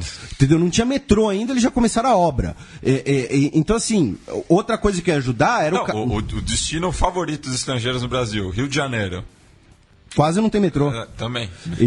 Então, assim, dando um exemplo, tá? A gente pode dar vários outros, tipo segurança, tipo a imagem do país não ser uma imagem de samba e tráfico de drogas. Ainda no transporte, o monopólio das rodovias quase não tem ferrovia para conectar as grandes cidades em regiões próximas. Estou falando basicamente São Paulo, Belo Horizonte, Rio de Janeiro. Então, assim, você isentar de visto de forma unilateral, repito, você perde o poder de barganha a troco de muito pouca coisa e disfarça o poder real, o problema real. Então, vai catar coquinho. Notícia de ontem, dia 24 de novembro. Vários ouvintes também nos enviaram esse link, já que foi o principal assunto do programa da semana passada. Colômbia e Farc assinam um novo acordo de paz e pedem rapidez ao Congresso. Então, né, nós falamos um pouco disso no último programa, inclusive, né, com as observações do João. E agora o acordo foi assinado, a sua versão definitiva, foi assinado pelo Santos e pelo Timoshenko. O acordo vai para o Congresso para ser aprovado, já que... Abro aspas para o presidente colombiano. O novo acordo que assinamos hoje será discutido no Congresso, para que sejam os representantes eleitos do povo os que referendem e implementem o acordo sob o controle da Corte Constitucional, pois não há tempo para esperarmos para implementarmos a paz enquanto pessoas morrem. E, segundo ainda o Santos, as Farc, como um partido político sem armas, poderão apresentar e promover seu projeto. Serão os colombianos, por meio do voto, que os apoiarão ou rechaçarão. Esse é o objetivo de todo o processo de paz. Que aqueles que estavam empunhando armas as abandonem, reconheçam e respeitem as instituições e as leis e possam participar da vida política na legalidade. Agora, o que acontece? Né? Foi assinado, a cerimônia bonitinha, todo mundo deu a declaração, dizendo que a paz é muito importante, tem que ter a paz logo. Porém, a oposição, o Centro Democrático, o partido do senador ex-presidente Álvaro Uribe, que inclusive as Farc recusaram o encontro com o Uribe essa semana, soltou uma nota, uma declaração, condenando os termos do novo acordo e o meio para aprová-lo. Vamos aqui à nota da oposição. Né? O texto diz que o Santos quer enganar a cidadania para pressionar que a paz seja aprovada o mais rápido possível. O governo não aceitou terminar com a impunidade, oferecendo apenas penas simbólicas para crimes de lesa humanidade. Né? Se vocês quiserem relembrar quais são as discordâncias principais, a gente falou no último programa, mas uma das principais é que, por exemplo, se você cometeu assassinato, você vai ser julgado, pode ser preso. Porém, depois, você ainda pode ser eleito por alguma coisa. Narcotráfico não foi considerado crime de lesa humanidade, vai ser para caso concreto, e por aí vai. Né? No último programa a gente falou mais disso. O texto critica justamente a não inclusão do narcotráfico como crime de lesa humanidade e pede um novo plebiscito dizendo que se o texto foi recusado por um mecanismo, ele tem que ser aprovado pelo mesmo mecanismo e que a decisão de mandar para o Congresso é uma manobra assegurada pelas maiorias de que dispõe o governo. E aí, por conta disso, eles dizem que se o acordo for para ser votado no Congresso, deve ter a dissolução do Congresso. Já que o Congresso vai referendar o novo acordo, então novas eleições devem ser convocadas para que a população escolha os parlamentares que desempenharão esse papel específico. Então, a oposição não gostou tanto do teor do acordo, quanto da forma com que o governo vai colocar em discussão, e vamos ver qual será o fim dessa novela, já que ainda pode fazer uma pressão no Congresso. Parlamento Europeu aprova resolução congelando a adesão da Turquia à União Europeia. Então, nós teremos aqui basicamente várias notícias seguidas em relação à Turquia, que é a primeira, uma bola que a gente já cantou aqui alguns programas atrás, que a Turquia, com o aumento da sua retórica de violações de direitos humanos, de, entre aspas, não ligar para a Europa, de focar no Oriente Médio e né, aquela questão do neo-otomanismo do Erdogan, o Parlamento Europeu aprovou uma resolução que recomenda que a União Europeia congele as negociações sobre uma possível adesão da Turquia na União Europeia. Dos eurodeputados, 479 votaram a favor e só 37 votaram contra. Inclusive, esses 37 vão tomar uma... Enfim, não vou falar nada.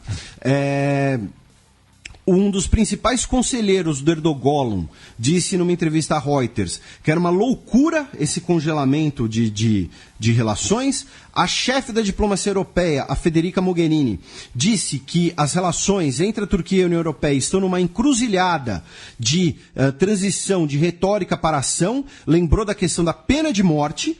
E veremos como a União Europeia, as instituições europeias vão reagir a essa recomendação do Parlamento. Ainda na Turquia, nós tivemos um ataque na quinta-feira que matou 2 pessoas e feriu 16 na explosão de um carro na frente de um prédio do governo em Adana, no sul da Turquia, que, obviamente, o governo turco culpou os curdos por isso, embora não tenha visto nenhuma investigação, nada um pouco mais elaborado. Inclusive, a agência estatal turca se chama Anadolu, o que me lembra o Twitter da nossa querida professora Ana Luísa de Moraes Campos, a Honolulu. Quer dizer, ONU-Lulu.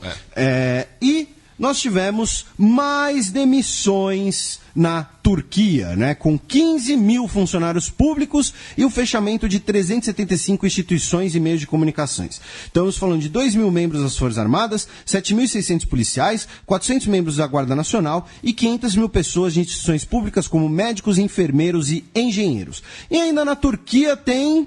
Breaking news! Pressionado pela União Europeia, líder turco ameaça liberar fluxo de imigrantes. Então, o Erdogan já fez essa ameaça antes. É uma ameaça oportunista, canalha e assim, acho que são 2 termos bons, né, que é basicamente o que ele está ameaçando. Enfim, eu abro aspas para o Erdogan, né, após a notícia do Parlamento Europeu. Se vocês forem mais longes, esses portões fronteiriços serão abertos. Nem eu, nem meu povo seremos afetados por essas ameaças secas. Não importa se todos vocês aprovam o voto.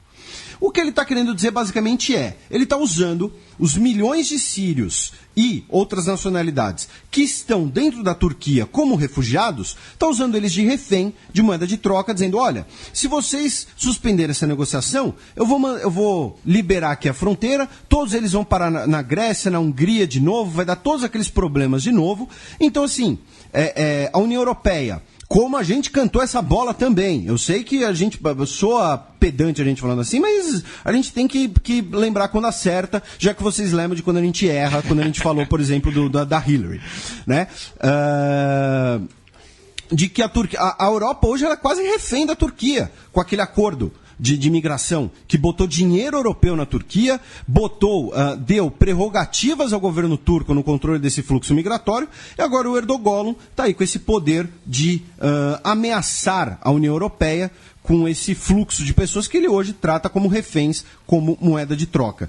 Então, vamos ver o que vai acontecer, mas só para constar, o Erdogan é um canalha, se ainda não tinha ficado claro isso. Bem, novamente, né, o nosso menino Neymar aparece aí nas notícias, com problema com o fisco espanhol, com a Receita Federal brasileira.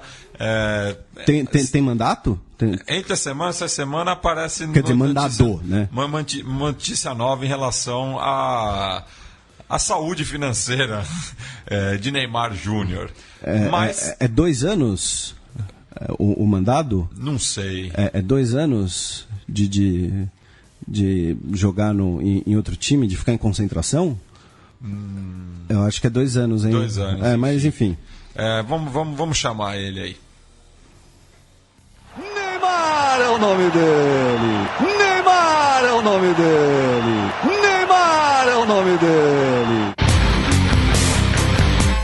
Aonde mais temos menino Neymar essa semana, Felipe? Então, o menino Neymar essa semana, né, pra quem não sabe, né, como a gente está com muitos ouvintes novos, por causa do programa do Trump, que muita gente divulgou, muita gente foi bacana com a gente, o menino Neymar é uma brincadeira que a gente faz, um pequeno prêmio que a gente dá para quando a imprensa brasileira comete barrigadas em relação de temas internacionais. E ele tem esse nome porque a imprensa brasileira só sabe falar do Neymar. Ela põe o Neymar em todas as notícias. No caso, essa semana, o prêmio vai para Estadão / Marcelo Rubens Paiva. Por que barra? Porque eu não sei direito para qual dos dois tem que ir. O que aconteceu? O Marcelo Rubens Paiva tem um blog dele no site do Estadão, e ele escreveu um texto criticando o Itamaraty por ser contra a isenção de vistos para os Estados Unidos, Canadá, Austrália e Japão. Eu discordei totalmente do texto do Marcelo Rubens Paiva. Nesse assunto, obviamente, cada um dos nossos ouvintes vai ter opiniões diferentes, posições diferentes do que acham melhor. E o Marcelo Rubens Paiva, como parte, né, de uma mídia,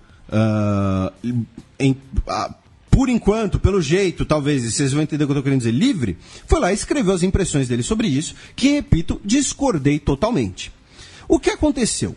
A chancelaria, com a assinatura do próprio chanceler José Serra, mandou uma nota para o Estadão esclarecendo e respondendo essa coluna. Até aí, perfeito também. Vão seguindo o meu raciocínio.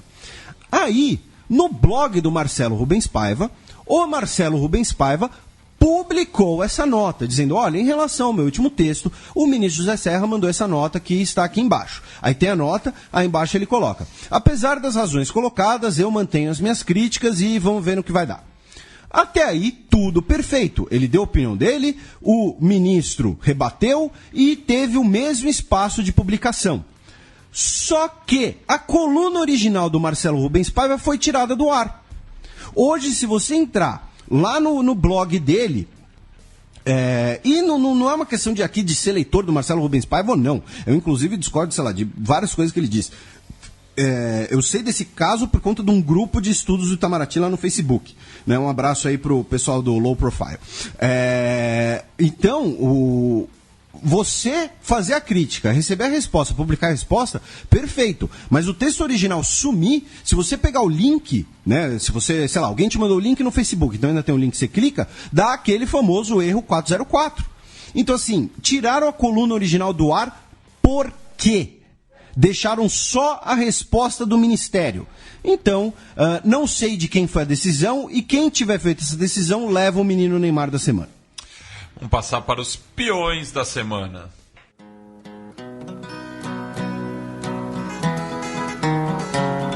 Os peões. A bullet from the back of a bush took Medgar Evers' blood. Felipe, quem que é o peão censurado, digo, isolado? Que menino maroto. O peão isolado da semana é o Facebook. Por quê? Né?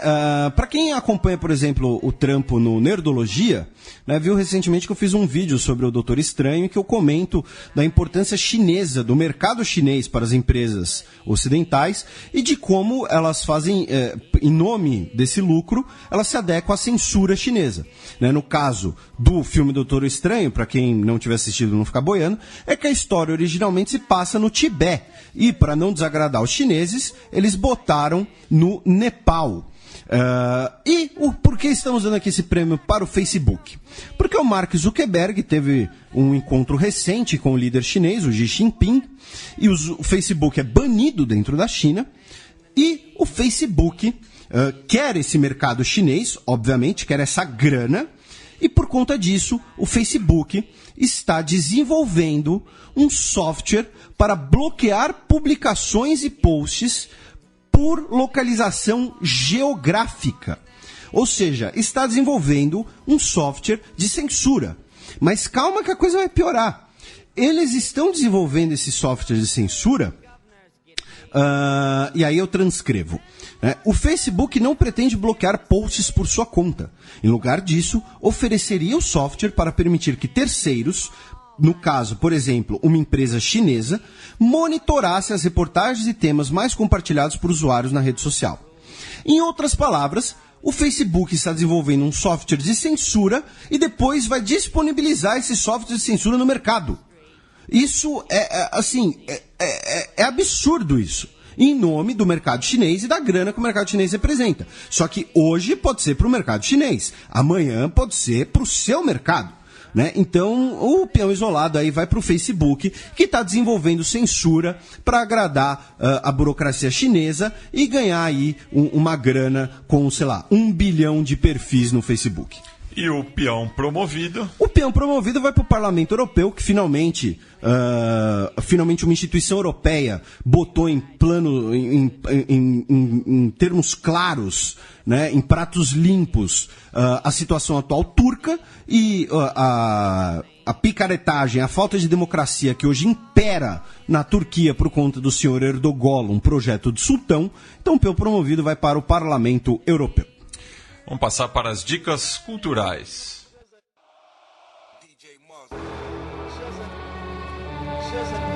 The Almighty. DJ Monk. Sétimo selo.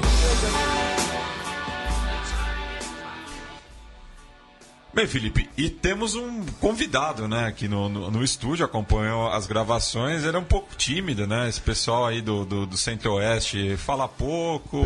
De biológicas, né? Mas é sério, durante toda essa gravação, caros ouvintes, tinha um terceiro elemento aqui no estúdio em silêncio, né? Nosso querido Luciano Queiroz, vulgo Cupim, do Dragões de Garagem, está aqui no estúdio com a gente. Muito bem, ouvintes do Xadrez Verbal. Como é que se chama o jogador de xadrez mesmo? Enxadrista. Muito bem, ouvintes enxadristas. Já deu um trava-língua aqui. E fiquei aqui ouvindo, prestando atenção, dando risada das besteiras. Das besteiras. Então fecha o microfone dele, por favor. Principalmente da Bundesliga. Entendi. Essas coisas envolvendo...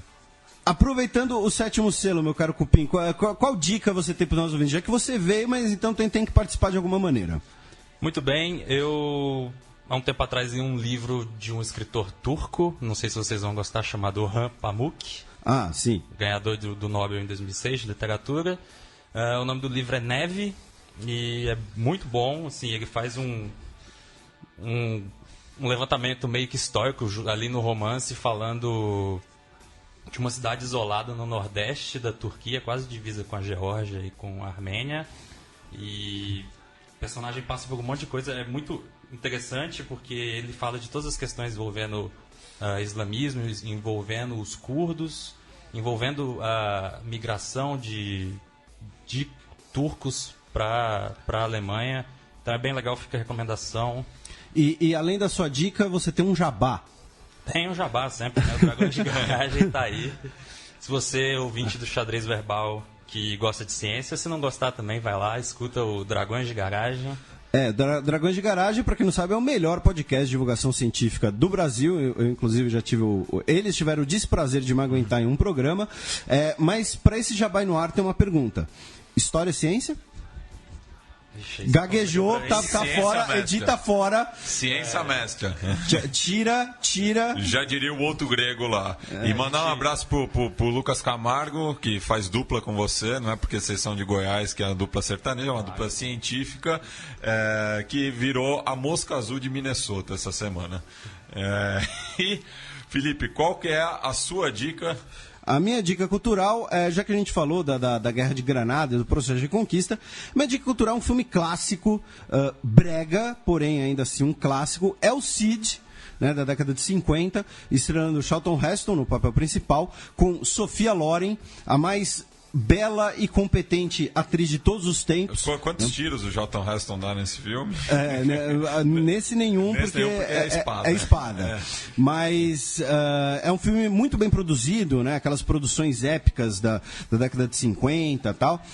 Então a minha dica é essa, o filme é o Cid. Sobre o personagem, né, o Rodrigo de Bivar, que acabou se tornando um herói lendário da Reconquista Espanhola na Península Ibérica. Bem, já que eu citei os distúrbios de Paris em 2005, quando o Sarkozy era ministro do interior na França, eu vou recomendar um filme de 10 anos antes, que é um desses casos em que a vida imita a arte, né? Chama O Ódio. Foi um dos primeiros papéis de destaque do Vincent Cassel, que mostra as 24 horas na vida de 3 jovens da periferia parisiense, um judeu, um magrebino e um africano da África subsaariana, enquanto que o Paris está convulsionado também por distúrbios por conta de um assassinato também de um jovem muçulmano. Então é um filme muito bacana, filmado em preto e branco. Inclusive fazem uma citação ao Jean-Marie Le Pen no filme. Que hoje odeia a filha dele. Que hoje... Você cria com tanto amor e carinho e ela te expulsa do partido. Considerações finais, Felipe? Como sempre, agradecer todo mundo que nos ouve, que nos tolera. Agradecer aqui ao Cupim pela sua presença, pela sua amizade. Ele não trouxe paçoquita, então... Eu trouxe sim. Eu quero experimentar agora o tal do picolé de paçoquita. Filhão, não falo nada. Pra Ribeirão. Então, essa é uma rede de sorveteria que só tem lá. O pessoal que faz o picolé da paçoquita, vocês sabem quem são vocês. Se vocês quiserem fazer um jabá, mandem e-mail. Agora, falando sério, né, agradecer todo mundo que nos ouve, nos tolera, nos prestigia. Mandem seus recados, seus e-mails, suas críticas, suas sugestões, suas correções, seu amor, seus nudes. Duas coisas. Primeiro... 3, é verdade. Primeiro, divulguem o Xadrez Verbal, né? Convertam as pessoas ao mundo podcast. Segundo, esse programa vai na sexta-feira, né? A tal da Black Friday. E eu coloquei o Xadrez Verbal. Algumas pessoas vão criticar, tal, normal, acontece. Eu entendo as críticas, juro que entendo. Né? Mas eu coloquei o Xadrez Verbal no programa de associados da Amazon. Então, se você quiser ajudar o Xadrez Verbal enquanto faz sua compra sem nenhum custo adicional, você entra no site Xadrez Verbal, clica lá no link que está logo na cara do site. E aí você pode comprar seus livros lá com algum desconto e tudo mais e contribui com o Xadrez Verbal. E essa semana deve ir ao ar, finalmente, o programa de financiamento coletivo, o crowdfunding, o jogando dinheiro na tela do Xadrez Verbal. Vocês terão mais notícias em breve e o Matias é lindo e sensual. E também o dinheiro é seu, você... Tá fazendo concorrência. Você dá para quem você quiser, mas a Central 3 desde o mês passado está com uma campanha de financiamento coletivo. Então, se você gosta do Xadrez Verbal e outros podcasts aqui da casa, considere a possibilidade de nos ajudar. A Valesca Popozuda assinaria esse slogan. A Deise Tigrona também. Felipe, Qual é a música de encerramento? Então, eu dei a sugestão da data da ocasião e você escolheu a música. A ocasião é que essa semana tivemos 25 anos da morte de um dos maiores cantores, artistas de todos os tempos, Freddie Mercury, que morreu devido a complicações causadas pelo HIV. E você escolheu? Eu escolhi Who Wants to Live Forever, justamente um recado dele, um pouco antes da morte, mas Freddie Mercury é imortal.